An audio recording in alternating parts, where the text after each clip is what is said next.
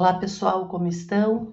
Agora na nossa quarta aula, a gente vai conversar um pouquinho sobre a Lei dos Portos, a Lei 12.815 de 2013 e regimes jurídicos de exploração portuária. Nos capítulos anteriores, a gente estudou sobre como acontece, a internalização das normas internacionais para o direito brasileiro, a importância estratégica dos portos, e agora a gente passa para compreender como que funciona. A gente conversou também sobre alguns órgãos estatais que atuam na área portuária, seja a União, através do Ministério dos Portos, a ANTAQ, Agência Nacional dos Transportes Aquaviários, as autoridades portuárias, que são aqueles que representam a administração portuária de determinadas regiões, e outros agentes privados. Mas agora, no capítulo 4, eu proponho para vocês uma outra pergunta. Como, juridicamente, uma empresa ou uma entidade privada pode explorar uma infraestrutura portuária no Brasil? Bom, para a gente responder essa pergunta, a gente sempre volta à lei base, que é a Lei dos Portos, a 12.815 de 2013. E lá ele indica uma multiplicidade de regimes jurídicos. Como vocês já devem ter percebido,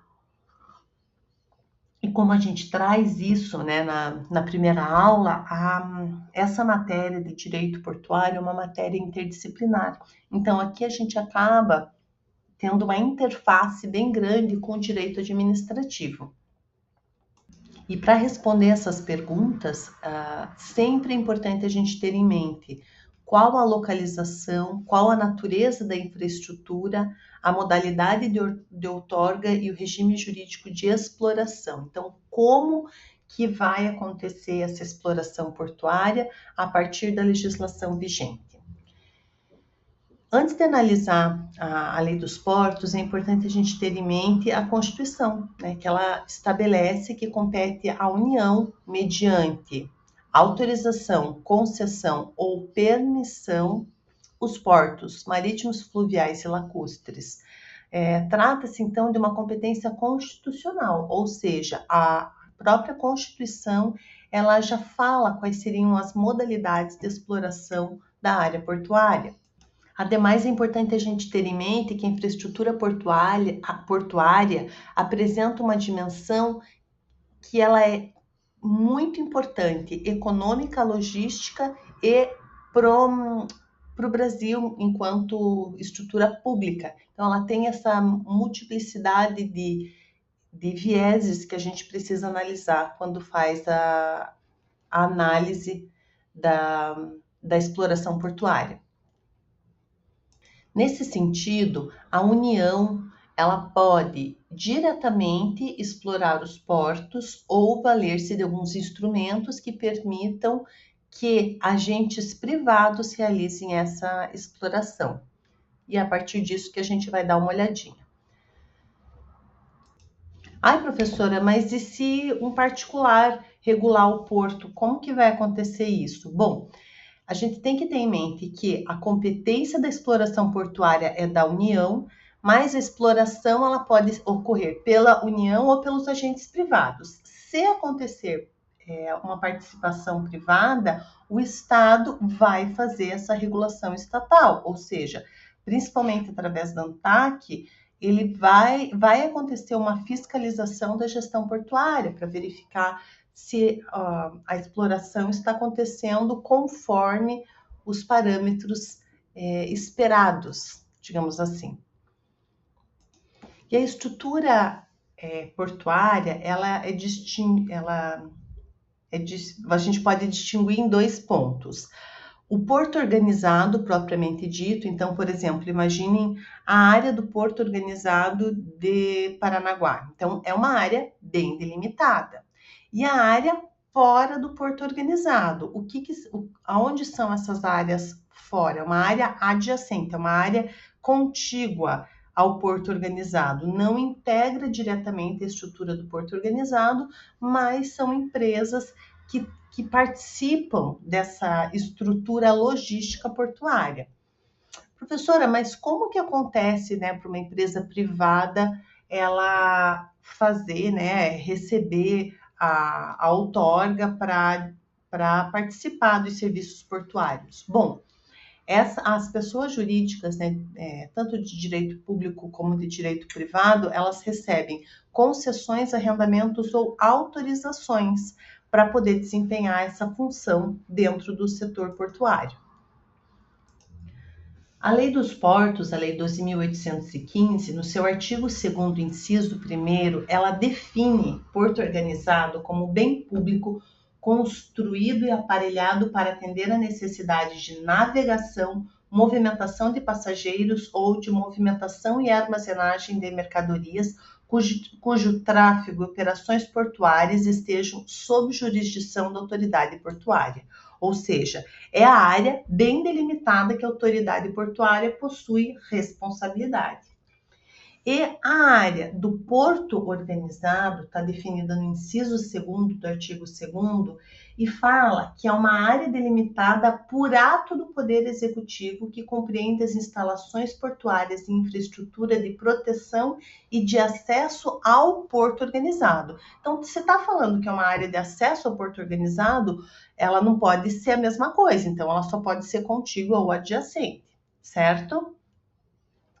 Instalação portuária, também está definido no inciso 3º do artigo 2º da mesma lei, da Lei dos Portos, fala que a instalação portuária está localizada dentro ou fora da área do porto organizado e é utilizada para a movimentação de passageiros ou movimentação ou armazenagem de mercadorias destinadas ou provenientes do transporte aquaviário. Ah, professora, mas como que eu vou saber qual que é o tipo de outorga que vai ser feito? Basicamente, a gente vai utilizar o critério territorial, ou seja, onde vai ser instalado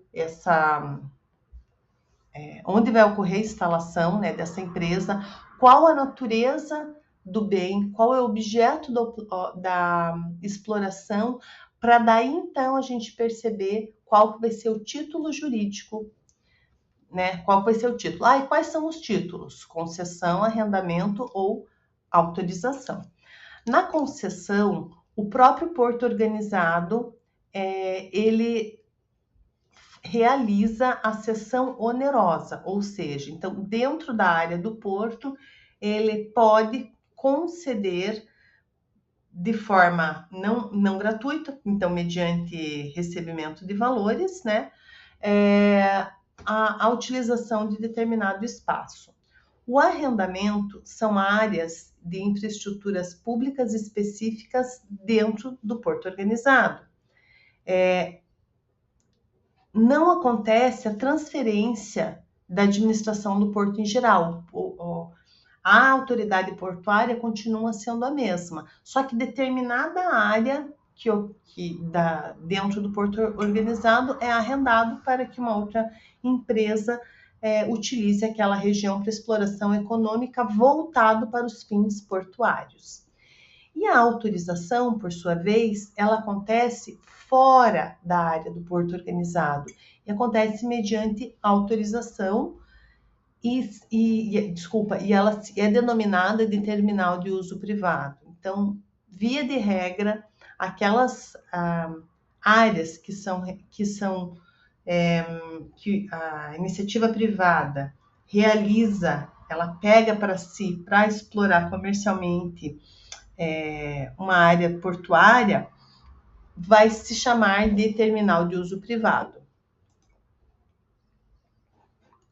Aqui um quadro resumo, né, trazendo que as principais diferenças entre concessão, arrendamento e autorização e o tipo de instrumento jurídico que vai balizar isso. Então, a concessão ela acontece por meio do contrato ou procedimento licitatório.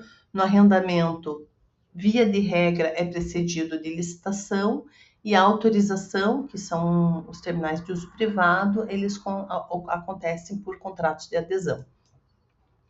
Mas é importante a gente perceber que essa documentação jurídica, ela não anda solta. Precisa sempre ter a outorga de um poder concedente. A ANTAQ vai continuar realizando suas funções fiscalizatórias e a administração dos portos continua sob a gestão da autoridade portuária. Então, ainda que entidades privadas participem de algum modo da logística portuária, a administração portuária continua sendo da autoridade portuária e a ANTAQ ela continua realizando essa função fiscalizatória.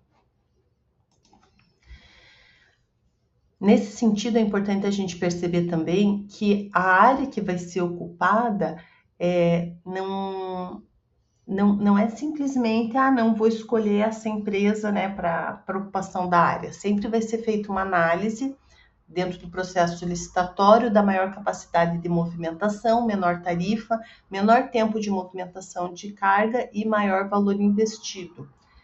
A forma de licitação indica que poderão ser realizadas na modalidade de leilão, mas poderão não é obrigatório, né? Se espera que seja, ou existe uma preferência para que ocorra leilão. Também é importante a gente lembrar sempre que os terminais de uso privado, eles estão sujeitos, sim, ao controle jurídico. Então, a autorização é uma outorga administrativa, mas existe uma permanente fiscalização, tanto da autoridade portuária quanto da ANTAQ, desses terminais de uso privado. Eles precisam estar sempre seguindo, né, o que se espera para uma boa logística e para que ele atenda à infraestrutura de logística portuária. Agradeço, né, pelo acompanhamento em mais uma aula e desejo-lhes muita luz e paz.